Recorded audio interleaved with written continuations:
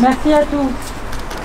Vous pouvez continuer à monter ces photos si vous le souhaitez. Nous étions sidérés par la nouvelle de l'assassinat infâme et amis français de Lokman et Monica.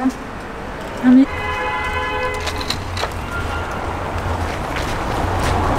manière plus vive que jamais, à nous mobiliser pour lutter contre les semeurs, car ce combattant intraitable de la corruption et du confessionnalisme n'a la vérité. Il est par ailleurs le plus récent symptôme du monde. Nous nous associons à l'assassinat ignominieux.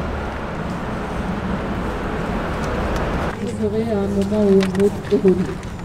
Je vous rappelle dans ce contexte que Dieu ne faisait pas des coups d'essai. Il faisait régulièrement, systématiquement des coups très bonnes. Non, c'était quelqu'un qui était une livraison du savoir. Lokman a traduit Tselan.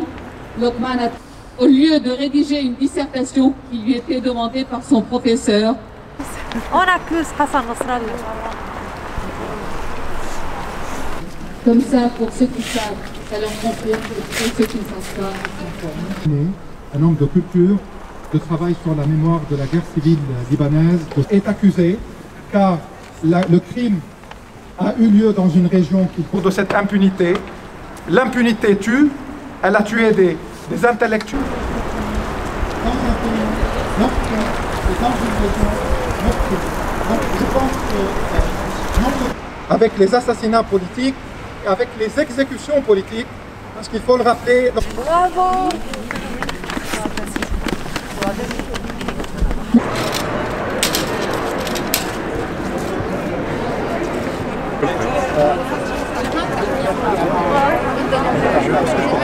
بصير اوضح واوضح وعم بصير بكل امبينيتي بيقولوا بالفرنساوي يعني بلا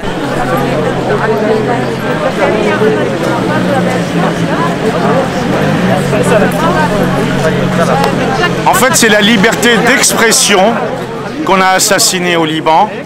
C'est quelqu'un qui s'exprimait, qui avait une parole vraie et juste. On a connu d'autres cas dans le monde. Jean Jaurès pour la France, Hrant Dink pour l'Arménie et la Turquie.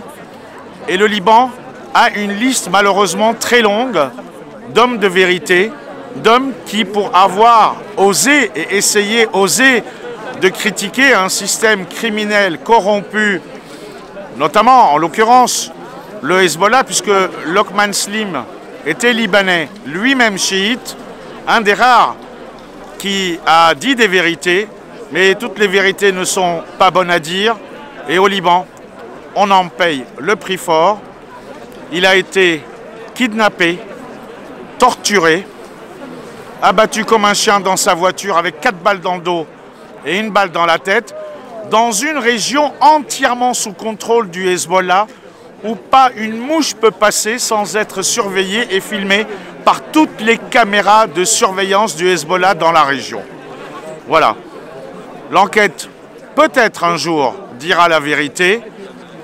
Moi, j'y crois pas trop, parce que dans un pays criminellement corrompu, de la base jusqu'au plus haut sommet de l'État, même l'enquête sur l'explosion du port de Beyrouth a été internationalement refusée par le pouvoir libanais, qui est aussi criminel.